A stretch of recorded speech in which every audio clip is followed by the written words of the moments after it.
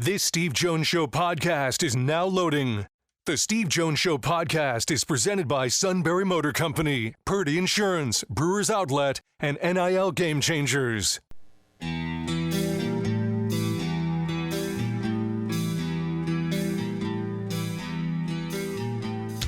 Bringing you an in-depth look at Penn State sports and more. This is the Steve Jones Show on News Radio 1070 WKOK.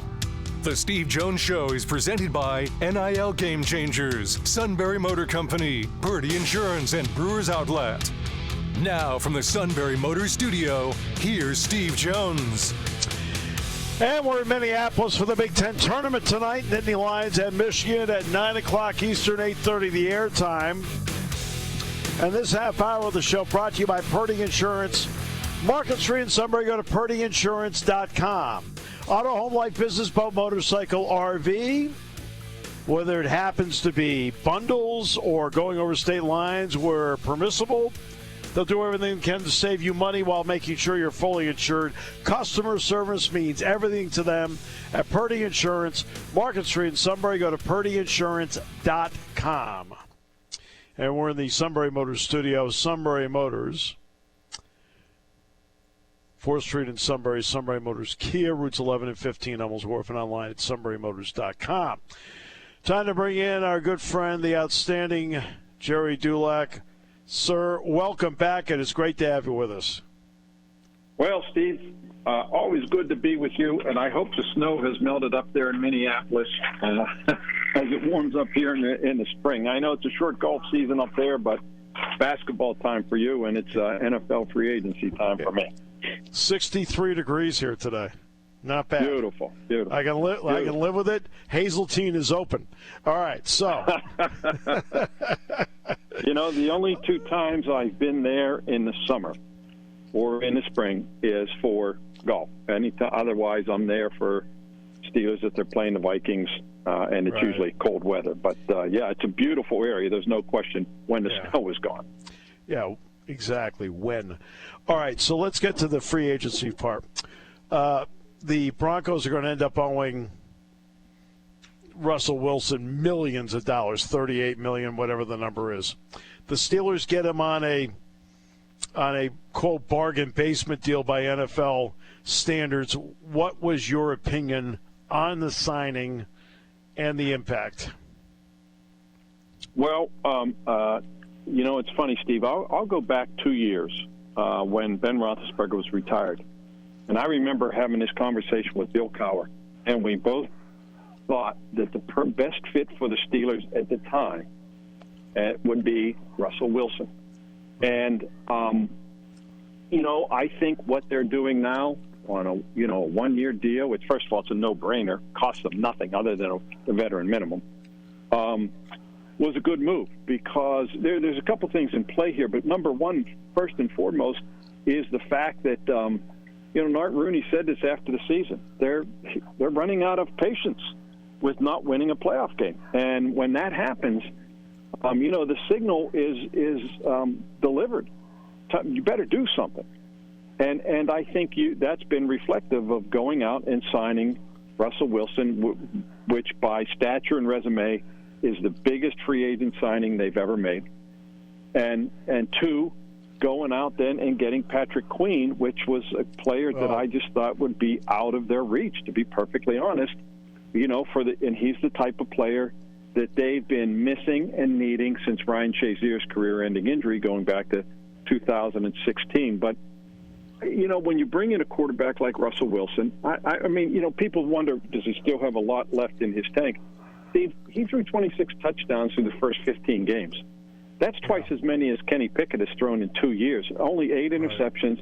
And when you look at that 4-game stretch, you beat the Chiefs, you beat the Bills. Can't remember the other two teams, but that 4-game stretch, he was on fire. And I can't predict whether he still has all that left, but I think he showed last year he still can play. And so I think I thought it was a great move on the Steelers' part. I think it's indicative of the fact that they don't have complete faith in Kenny Pickett, and based on 2 years, they shouldn't. So I think they're backing themselves up here with a quarterback who they feel could probably not only win some games, but maybe get them to win a playoff game for a change, something they haven't done in 7 years. That's their longest, drought in history. So I thought the move was terrific. Yeah, the part about Wilson in Denver that I thought was interesting is, I don't know about you, but I felt his first year there, he looked bigger. It was a little out of shape to me. Last year he looked like he was trimmer, moved better, and to me this move screams more about, I've seen a lot of Kenny Pickett, and we're not, as an organization, we're not buying. I think this says more about Pickett than it does about Wilson. Yeah, I think you're right, Steve. And I was talking to a guy in Denver today because I wanted to find out about this stuff that I hear about, him not getting along with his teammates or being disruptive influence in the locker room or whatnot. But, as he pointed out to me, Patrick Mahomes could have been the quarterback in Nathaniel Hackett's system 2 years ago and would have looked the same way as Russell Wilson. So, yep. I mean, that might have, how he looked might have been a byproduct of the offense that he was operating in. That all changed under Sean Payton. And all of a sudden, he kind of looked like the old Russell Wilson. Again, 26 touchdown throws in 15 games and only 8 interceptions. So, I think Russell Wilson still has, a lot. I don't want to say a lot left, but certainly enough left. And at this point in time, they feel that their chances of getting into the postseason and winning a playoff game and at least moving in the right direction again, that for this year, because like I said, the kind of gauntlet was thrown down by Art Rooney II, that for this year, Russell Wilson gives them the best chance of doing that. And then it'll be year 3 for Kenny Pickett, and they'll see what he's made of. They'll see if he is a flower who will wilt under the pressure and the challenge, or is he a fighter who will still stand up and battle for what he feels should be his position. The Russell Wilson signing didn't surprise me, but Patrick Queen did, and I thought that was as major league a signing as it was seen in free agency. I don't care about Kirk Cousins and a few others. The Queen one to me, because I think he is a big-time linebacker. What are your thoughts? I'm in agreement with you, Steve, and I think it was their, that is something they typically don't do. We haven't seen them do. You could go way back to Will Wolford at the time when they signed him from, I believe he was with Indianapolis. He was a guard that they converted to tackle. That was a big signing at the time. James Ferrier wasn't a big signing at the time, but he grew into maybe be their best free agent signing. But this one, to go out at a position of need and get the top guy on the market, I actually thought Patrick Queen would get more than even what the Steelers deal was, 3 years, $41 million. But to go out and get that guy, it's just something they typically don't do. They typically don't go out and get the top guy on the market. And I think that, it's somewhat signals a change in philosophy. Maybe I don't know if it's a change in philosophy as much as it's a change in the fact that Omar Khan has been willing to take, be more aggressive. You go back to the Chase Claypool trade a year and a half ago. It was the first sign, and now we're seeing it again. And so, I'm with you. I mean, to sign Patrick Queen, a guy who really feels the hole that they've had, again, since Shazier's injury. They tried that with Devin Bush. He moved up 10 spots in the draft. They took him at number 10, and after that knee injury after 1 year, he was never the same player. Patrick Queen is, he's not a thumper. He's a guy who can run and can cover. And that's exactly what they've been missing. And to me, that's a big, big add to that defense. By the way, just a quick, Gerry referenced the winning streak the Broncos had. So I've called it up. Beat Green Bay, playoff team. Beat Kansas City, Super Bowl champion. Beat Buffalo, playoff team. Beat the Vikings. Beat the Browns, playoff team. So in that stretch with him at quarterback, they beat 4 playoff teams, including the Super Bowl champion, with him at quarterback. So just as a reference for everybody, so they have it. And Denver doesn't have the running game that the Steelers do. Oh no. That's. I mean, I just think to make that move, despite whatever it says about Kenny Pickett, was a move that they felt they needed to do for 2024.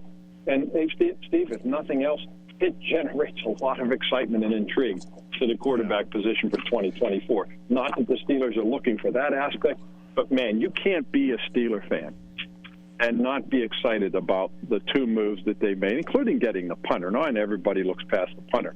But, they just throw that on there. Of course, and now I know they traded Deontay Johnson. But those two moves in free agency, the quarterback and the inside linebacker, man, if you're not excited about that as a Steeler fan, then I don't know what's going to get your juices going.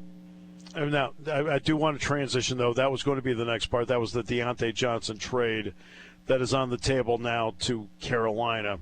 Just your thoughts, because my opinion was, Gerry, I kind of felt his shelf life mid-season last year in Pittsburgh was, you could just see the shelf life was there. Well, two things, Steve. One, he would have been gone at the end of the year anyhow. It was his final year, and they weren't going to re-sign him. Two, and this was probably the main thing, they were moving on from him one way or another. They felt that he was a disruptive influence in the locker room. You know, he had several incidents, several run-ins with teammates. You know, the display in the Cleveland game when he was pouting and wouldn't go after that fumble and just walked away from the pile was just inexcusable.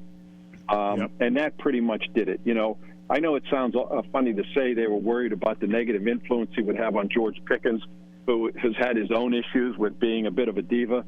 But they just, one way or another, they were moving on from Deontay Johnson. And the fact that they can make a trade and get a starting capable cornerback in Dante Jackson, they feel, and move up a pick in the draft, around in the draft.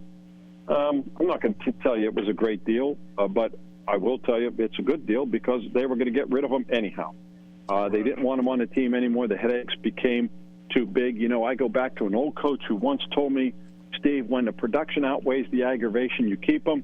But when the aggravation outweighs the production, you get rid of them. And that's what it came down to with Deontay Johnson. Perfect. Gerry, now I always feel that, and I know you feel the same way, free agency then sets up your thought process on the draft. Okay? So now the Steelers have been going through this phase. What does that now give you a thought process on what the direction of the draft has to be for the Steelers? Well, I think free agency will still speak to it a little bit, but after what we've seen, first and foremost, look, they were probably going to address wide receiver in the draft. And as for, the only thing surprising about the Deontay Johnson trade is the fact that and after releasing Allen Robinson last week, there's no veteran receivers. You're not only down two receivers, and your only two receivers really who have done anything are George Pickens and even Calvin Austin III, who is still, really only in his second year, who's still, you're not going to sit here and pronounce him a star in the making, but he can be. So you're down two receivers, so you have to get two somewhere, and definitely one in the draft. I think it really increases the possibility of one on day one, but more than likely, certainly by day two, which means, either the second or third round. And I think it'll still, if they're going to go offensive line, they're doing that in the draft. They're not looking for starting capable players on the line in free agency. I think you might see them sign a veteran center, but there's not a whole lot out there. They feel that Nate Herbig can be the backup center if they have to, but I don't think there's any question they're going to identify a center in round one or two in the draft unless there's some complete surprise comes up between now and then, and I don't foresee that happening. So I think those are two areas. Look, they need a defensive lineman, too, to replace Cam Hayward. They really like Keanu Benton, who they drafted last year in the second round, but they need more than that. And they need to get a younger on the offensive line. They don't need to sign a defensive lineman in free agency. They've gone that route. But inside linebacker is now out of play. And, they got a corner. They have some hope for Corey Trice, who I'm sure you have seen play when he was at Purdue. to pair maybe alongside Joey Porter Jr. Mm-hmm. And if not, I think you'll see them somewhere along the line address a corner in the draft regardless. So I think that's kind of what they're looking at, but it certainly brings wide receiver into play even more importantly now without Deontay Johnson. Right, I do have, since the Players is coming up, and we look at the field with the split with Liv right now, and Scotty Scheffler saying, hey, look, this has been damaging. Rory McIlroy is now saying, hey, they need to accelerate this. Are we getting into a point in golf where there's a little bit of a tipping point because it's not settled? Yeah, and I think what you're seeing, too, and the guys are realizing it, they used to say the Players was the best field in golf. Well, it's not anymore because so many of the good players and top players are not there. They're at Liv. And some of those guys are getting to play at least in the majors. So then the major field is better than what the Players is. And so it kind of gets, gets illustrated even more so this week because the Players can no longer make that claim. And that's too bad. And these guys know it. Look, they want to play against the best in the world, and golf needs the best in the world. Steve, these tournaments, unless they're an elevated event, too many of them have looked like Korn Ferry Tour events. And I'm sorry, even though there's some nice stories out there, and I get it, Nick Dunlap, the amateur winning and whatnot, and Austin Eckroat, who's a talented player, that's fine, and maybe they're going to be good players, but you know what? The fans want to see the stars. That's what they pay for. And too many of the big names, first of all, are at Liv, but also if it's not an elevated event, they're not playing in those events. And so the sponsors, they're going to have these watered down Korn Ferry Tour type fields, and they're not going to want that either because people don't, they're going to come to watch some golf, but not everybody's going to come if the stars aren't there. And so, yeah, it really hurts the quality of the game, and this tour can spin it any way they want, and yeah, they still have some stars there, but there's not as many as there used to be, and each year they lose one or two, and that's it's become a problem, and people want to see the best players, playing in his events. Paul Azinger ripped the tour a week or two ago, and he said he'd rather watch the Champions Tour because he knows all the best senior players in the world are playing on the Champions Tour. You can't say that about the PGA Tour. Not all the best players in the world are playing on the PGA Tour, and that's too bad. That's too bad. Something has to be done. I'll give you the equivalency because right now you referenced when we started about basketball because I'm out here for the Big Ten tournament. Everybody loves the opening weekend because you can pick some upsets and have some fun. But it's amazing that the second weekend, Cinderella has a shelf life. People at second weekend are saying, where's Duke? Where's Kentucky? PGA Tour, where are the guys that I came to see? It's really great. Nick Dunlap may be on the cover of Golf Digest this month. But, Jared, no offense, I want to go see Scotty Scheffler, and I want to see John Rahm. Yeah, that's right. And it is the reason, though, too, that most magazine covers put the stars on the cover. That's the way they sell their magazines. Now, I know, in today's day and age, magazines are dying away. Right. But that was always the mentality. You put whether it's Hollywood, the People magazine, you put the stars on the cover because that's what sells and because that's who the people want to see. And right now on the PGA Tour, some are there, but not as many as there were, and not as many, unfortunately, as you would hope to see or should be. That's why golf needs the Masters this year more than it ever has. I agree. I think they need it more than ever. Hey, Gerry, always a pleasure. Thanks so much for the insights. Appreciate you. Well, Steve, I always enjoy chatting with you anytime, my friend. Enjoy your weekend there in Minneapolis. Appreciate it, my friend. Thanks so much. All right, man. See you, Steve. Gerry Dulac, Steelers Network, Pittsburgh Post Gazette. This half hour of the show brought to you by Purdy Insurance, Market Street. And somebody go to purdyinsurance.com on News Radio 1070 WKOK.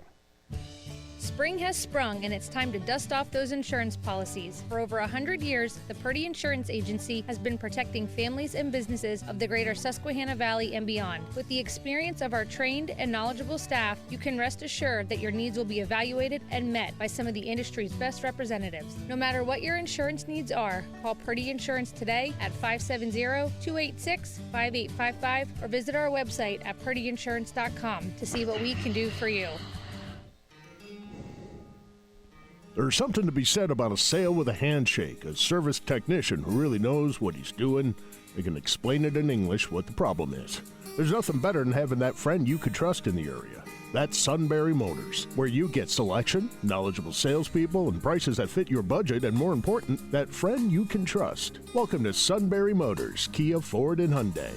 You could shop other dealers and compare prices, but at Sunbury Motors, you get their lowest price promise. They research the current used vehicle market and guarantee their used car prices are the lowest.